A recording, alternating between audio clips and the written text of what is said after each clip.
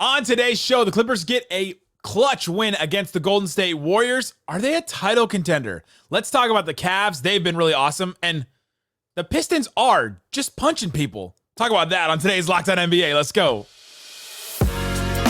You are Locked On NBA, your daily NBA podcast. Part of the Locked On Podcast Network, your team every day. And welcome. You are Locked On to the NBA. My name is Nick Angstadt, host of the Locked On Mavericks podcast, part of the Locked On Podcast Network, your team every day. Thanks for being part of the show. Making Locked On NBA your first listen today. Well, the best way you can help us grow the show is to listen every day, leave a 5-star review on whatever platform you listen to, like the video on YouTube, and comment anything below. Let us know in the comments section. Are the Clippers a title contender? Are they not a title contender? Why or why not? Joining me, as always, on a Thursday, host of Locked On Bulls. What you got for me, Pat the Designer? You know, at least the Bulls wait till they get on the basketball court to start trying to fight people. My God, what's going on up in Detroit, man? Or out in Phoenix, I guess. We'll talk about Isaiah Stewart punching Drew Eubanks in the face. There are reports that you may have, if you went to sleep at a reasonable hour last night, you may have missed what happened with that story. We'll talk about that and count it up a little bit later, where we count up the most interesting, fun things in the NBA. Also, LeBron going to the Warriors. Was that? How much do you believe that? Yeah. We'll talk about the Cavs. They beat the Bulls tonight, which is not like a reason to talk about them. But we'll talk. You're not wrong. Like, what did you want me to interject there? Like, whoa, buddy, 26-29, we're on the come. The what? That's crazy. That's insane. We're starting off real strong today. But we'll talk about the Cavs. They're surging. Why? They're second in the East. What's going right with them? Well, let's start here, Pat. The Clippers get a 130 to 125 win against the Golden State Warriors. At one point, or the Warriors had the lead for most of this game. It was about a 9-point lead, and with 9 minutes and 36 seconds left, hilarity ensued. There was shoving. There was Draymond Green making ridiculous gestures on the sidelines. We'll talk about that. Ty Lue gets ejected because he was frustrated. Just Draymond holds up 4 fingers on the sideline and then shoves them somewhere. I don't know what he was doing with it. Tongue out. It was a wild. He didn't know what to do on the floor to not be in the fight. Oh, yeah, because he's like, I can't be in this. I can't be in this shoving thing. I have a family. I have a podcast. I can't just... After that, though, the Clippers go on a 17-5 run. They take the lead after that, and they score 44 points in the fourth quarter, including Norman Powell gets 4 threes. James Harden goes 0 of 3 from the field, but they still get 12. They get 10 points from Westbrook as well. The Clippers surging past the Warriors, who the Warriors have actually been playing well lately. We're not going to just crap all over the Warriors here. But the Clippers, what did you see from the Clippers at the end of this game? I mean, listen, a bounce back effort. You end up losing your coach. And I mean, realistically, he's just got ejected. Hey, like, I'm not going to lie to you. Out of everything that happened, the fact that Ty Lue got ejected for basically being like, what is that? Like, come on, do better, Gucci ref. But I just... Listen, a fourth quarter where you just saw an offensive juggernaut come to life in the Los Angeles Clippers. I mean, Russell Westbrook being was that on your bingo card for offensive juggernaut of a night? But 12 points, I should say, in the 2015 again? Yeah, I know, right? I mean, but 12 points in the fourth quarter alone really was attacking. Really was a major catalyst in there and kept finding people open. Looked like old Russ and just, I mean, navigated the game really well. Paul George chipping in, of course, with a couple of points as well, a couple big buckets towards the end of that, and getting to the free throw line a little bit. Like the Clippers showed a resiliency that it felt like the Warriors used to have in this game. When those scuffles would happen, when the Draymond moments would happen, when the crazy things would happen. Normally, I don't know what was he putting that? Where was he putting that? That was concerning. But for the people on the podcast side, my God, it's just got to sound crazy.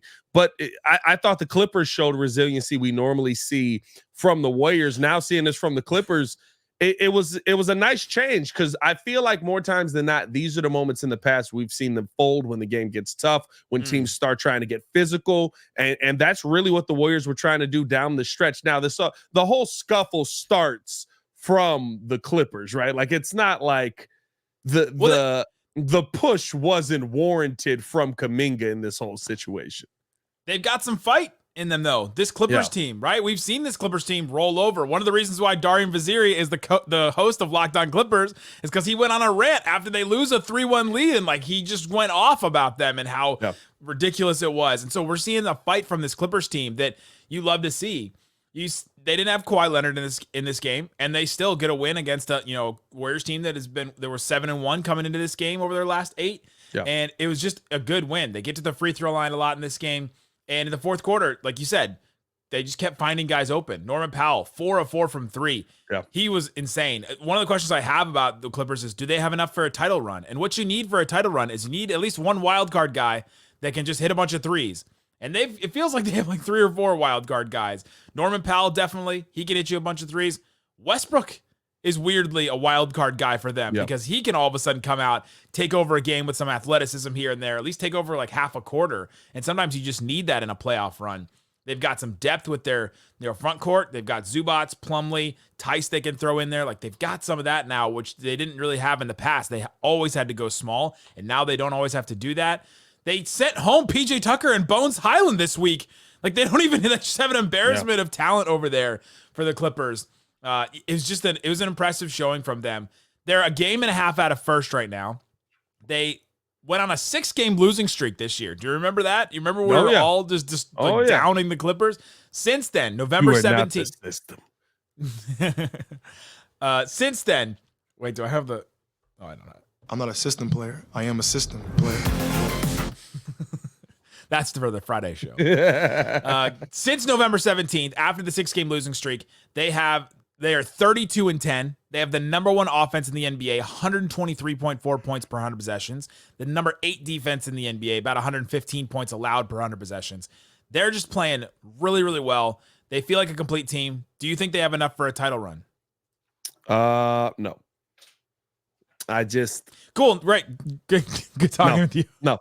And here's the thing: do they have enough? Maybe there's finally enough talent. I think the fact that, like we talked about, a game we saw tonight where you can have a quarter where you just go, nobody else really has it going. We need somebody to get it going, and Russell Westbrook can come in and basically say, "Oh, I could be old Russ for 8 minutes. That's all you need. Real quick, here I go." It feels like this is the year where maybe you have a little bit more, but this feels like every Clippers year to me. Like this doesn't feel different. It doesn't feel magical. It doesn't feel this one doesn't feel different. No, Kawhi and Paul George are playing games. I mean that part is different. That part is different. I guess in that sense, yes. But their point guard, they actually have a point guard, and actually they have 2 point guards. Yes, but still, they didn't have that in the past either. Remember, they were looking for every point guard. Should we get Lowry? Should we get this guy? I will believe it when I see it. Here's the one thing that I see a lot of right now. It feels like the Nuggets are just trying to get to the end of the season, get back into a playoff run. Jokic seems very mildly interested in a lot of what's going on right now. The Thunder are a surging team that, I'm going to be real with you. Let's say you get into a 7-game series with young guys. You don't have a lot of young guys on this team. You get into a 7-game series with the Thunder right now. Now, that would be a Western Conference final run, right? That would be at the top of the Western Conference right now. But they're 2-3 right now. They would be in the second round. Could be second round as well right now. But I just feel like the Clippers this feels like the Portland Trailblazers 01 to me. 2001, right? Where you're like, good team, a lot of talent on that team. Scottie Pippen's there, right? Rasheed Sheed Kawhi is not that Scottie Pippen, though. That's the difference, is they've got that guy. They've got that guy in Kawhi, and it's not all on James Harden. The only thing standing against the Clippers and a title run to me are ethereal. The curse of the Clippers and the curse of James Harden. Those are the only 2 things to me standing in between them. The Nuggets, obviously, you've got to get past them because it's their West. Right. But to me, I think they have enough. Like, they have enough talent. They've got one of the best coaches in the NBA. To me, it's on them now to make it happen. 7-game series, they're beating the Suns. 7-game series, they're beating. Yeah, I mean, like they should beat the Suns. There's some dogs in this Western Conference. I like some of the additions the Suns have made post buyout market as well, adding Thad Young, right? Like there's some dogs in this market now, and the Suns aren't the benchless team that they were to start the season now.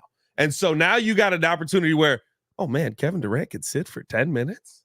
Where'd this come from? I mean, like we didn't have that at the beginning of the season. Can I tweet? Can I tweet while I'm Can I tweet while I'm on the bench? Can I tweet? Evil man and Draymond. But no, like I'm it's not that I don't even know if I don't believe in the history, or if I believe the history of the Clippers comes into play here. I just think that the Clippers are a team very much like, and the reason I said the Blazers of 2000, 2001, right? I think that was the year 2000, 2001 when they went to the Western Conference Finals versus the Lakers, is you just ran up into the younger guys who were ready to take the next step. You ran into a monster in Shaq, and you had a young dog in Kobe on that team. There's some young dogs in this Western Conference right now that are looking to take the next step. And I think that you got a lot of them at the top of the West right now. You look at the Timberwolves, you look at the Thunder. Those are guys you got to go through to get to the NBA Finals this year. We'll see. Let us know in the comment section if you think that the Clippers are a title contender. Coming up, what's going on with the Cavs? How have they been so good? What did Pat see tonight against the Bulls? We'll talk about that and more coming up. Today's episode is brought to you by Robinhood. Did you know that even if you have a 401k for retirement, you can still have an IRA? Robinhood is the only IRA that gives you 3% boost on every dollar you contribute when you subscribe to Robinhood Gold. But get this, now through April 30th, Robinhood is even boosting every single dollar you transfer from another retirement account with a 3% match. That's right, no cap on the 3% match. Robinhood Gold gets you the most for your retirement thanks to their IRA with a 3% match. This is good through April 30th. Get started at robinhood.com/boost. Subscription fees apply. And now for some legal info. Claim as of Q1 2024. Validated by Radius Global Market Research. Investing involves risk, including loss. Limitations apply to IRA and 401ks. 3% match requires Robinhood Gold for 1 year from the date of first 3% match. Must keep Robinhood IRA for 5 years. The 3% matching on transfers is subject to specific terms and conditions. Robinhood IRA available to U.S. customers in good standing. Robinhood Financial LLC, member SIPC, is a registered broker-dealer.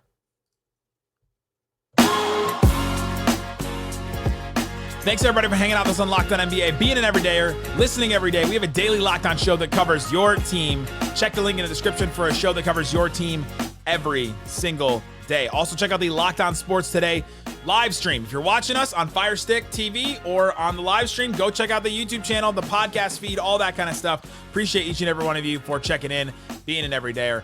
All right, Pat, let's talk about the Cleveland Cavaliers. They play the Chicago Bulls, your Bulls, tonight.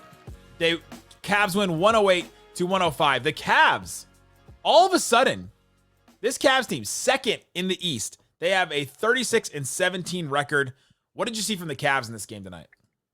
I mean, I'll be honest with you. The defense is really what stands out to me. Real. I mean, when you look at how they matched up against the Bulls tonight, both teams, two of the better defenses in the NBA right now.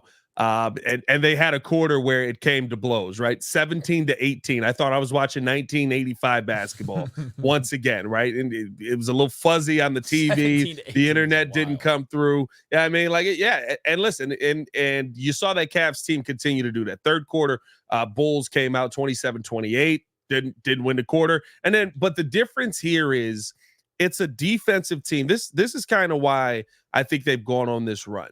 It's a defensive team that's defense first, but they have a legitimate closer.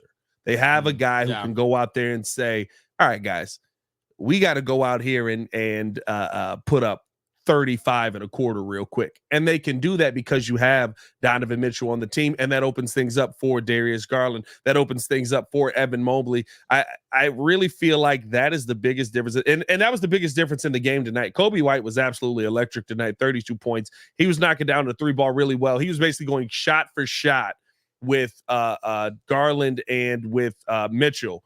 But when you got a 2-on-1, right, it's an Ice Spice commercial. It's not going to be Sprite at the end of it. And that's pretty much what ended up happening tonight. Is she okay? Like, what happened with her and the Sprite? I don't know. Do we know what happened with Ice Spice in that commercial? I'm going to be honest with you, dog. I don't know what the commercial was implying, but I've been asking this question since the Super Bowl. I believe I know what the commercial was implying. And I just hope one of those. Did you go with the sunny guys to the boat because of the implication? I just hope to the boat because of the implications.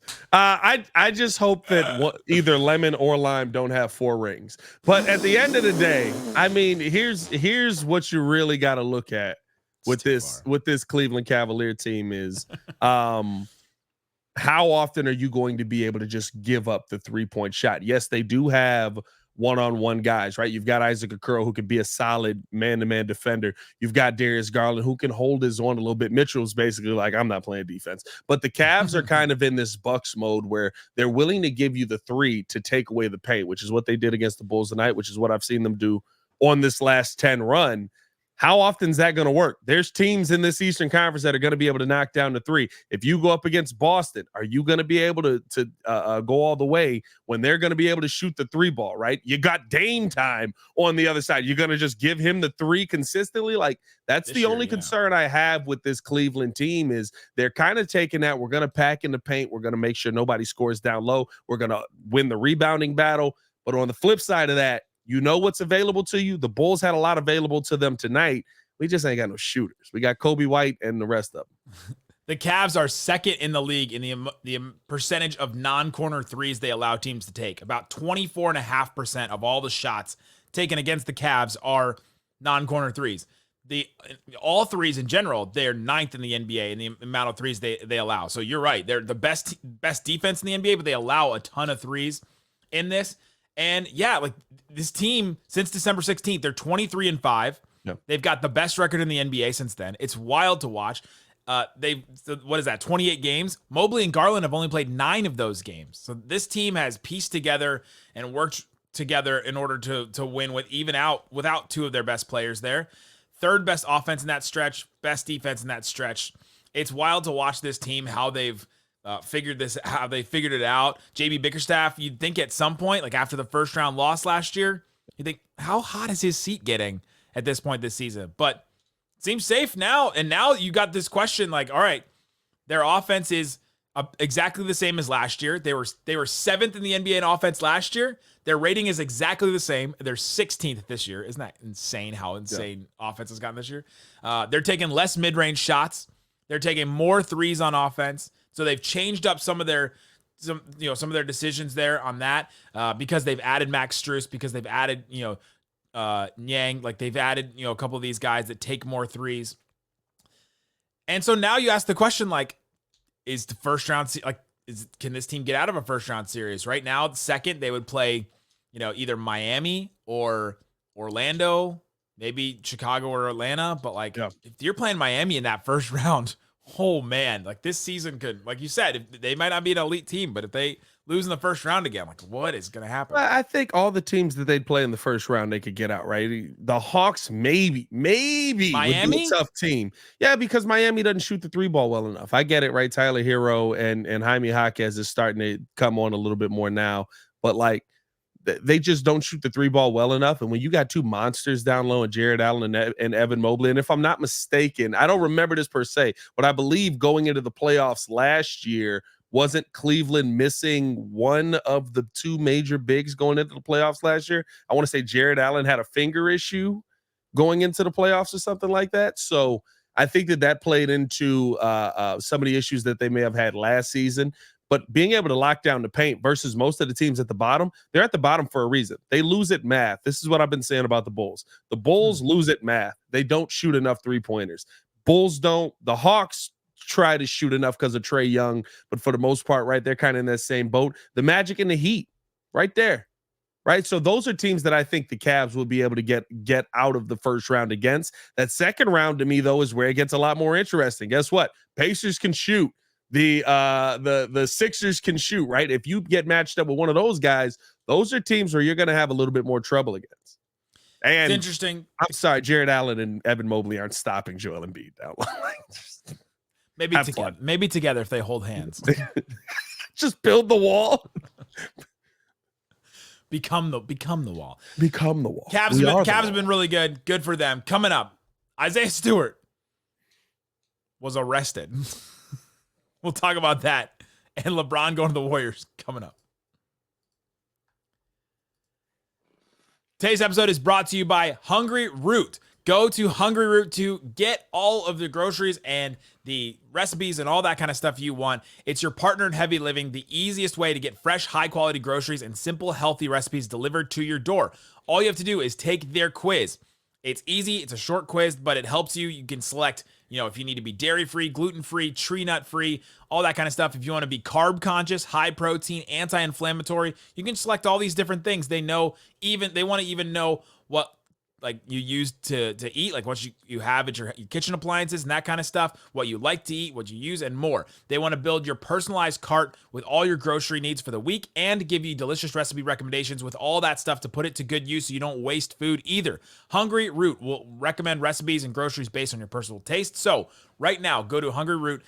They're offering Locked On NBA listeners 40% off your first delivery and free veggies for life. Go to hungryroot.com/lockedon to get 40% off your first delivery and get your free veggies. Go get them. That's hungryroot.com/lockedon. Don't forget to use our link so they know that we sent you. hungryroot.com/lockedon.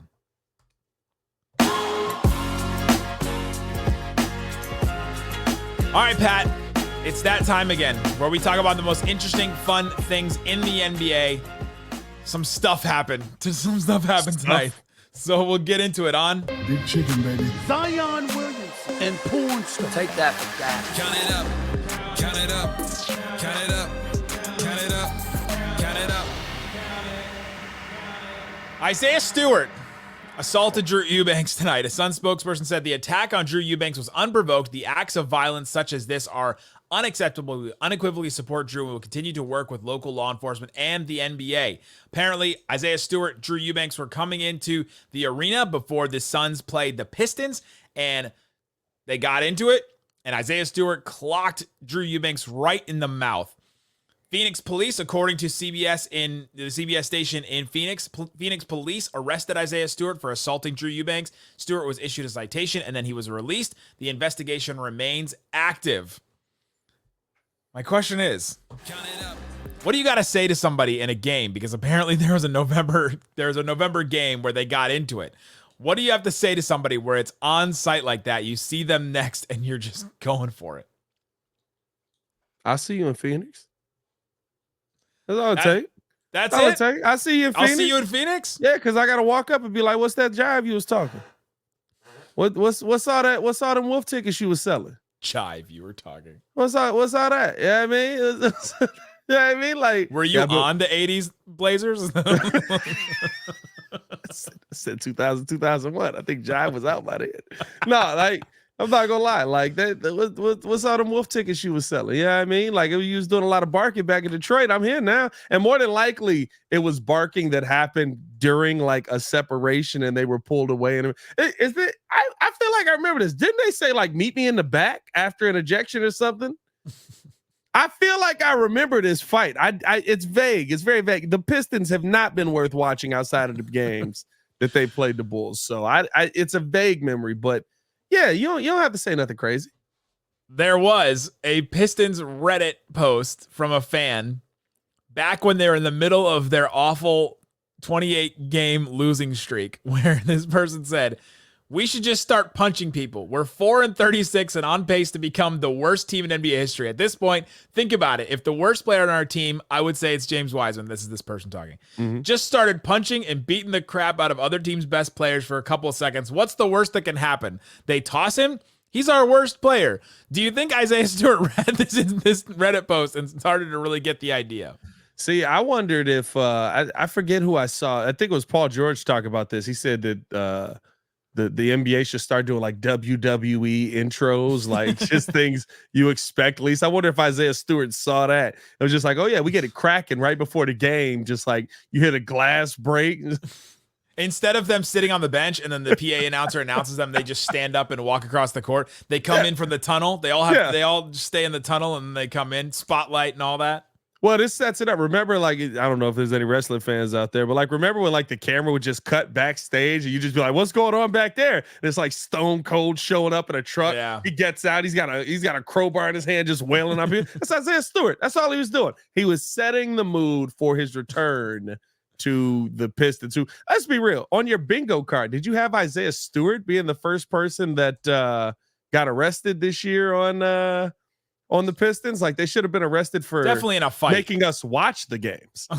Like we should have just started arresting people immediately. Just like Killian Hayes arrested. He's not there anymore, so it doesn't hit his heart. He's gone. So hey, maybe he's arrested. Woj and Ramona at ESPN reported that over a 24-hour window prior to trade deadline, it included owner-to-owner conversations. The Warriors made an unsuccessful bid to convince the Lakers and LeBron to consider a trade to pair him with Steph Curry. My question is, Count it up. scale of 0 to 5. 0, no shot. 5, you know what? I kind of believe this. How close do you actually think they got to finishing a deal? Oh, they talked about it on the game tonight. They didn't get anywhere near it. I think Richard Jefferson was talking about it. He said There that were owner-to-owner conversations. Well, it was basically, according to Richard, how it went was called Jeannie Buss. Jeannie Buss was like, I don't think LeBron wants to trade, but you can call Rich Paul and ask him.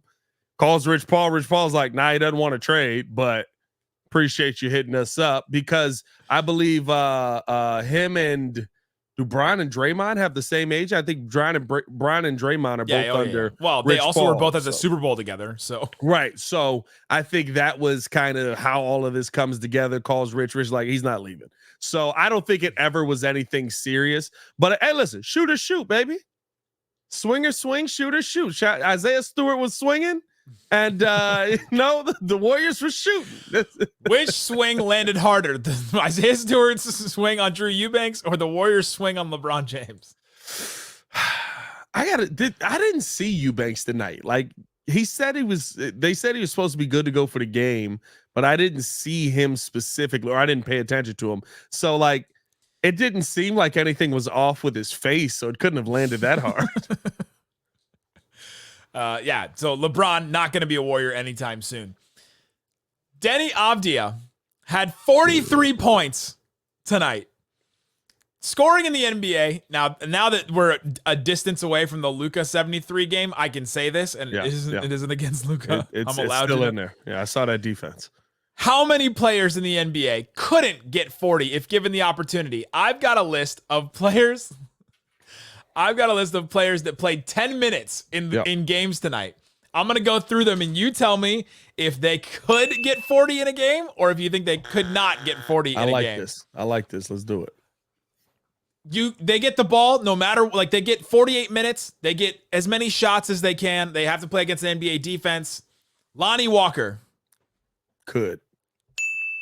David Roddy. Roddy. I don't like that, so couldn't.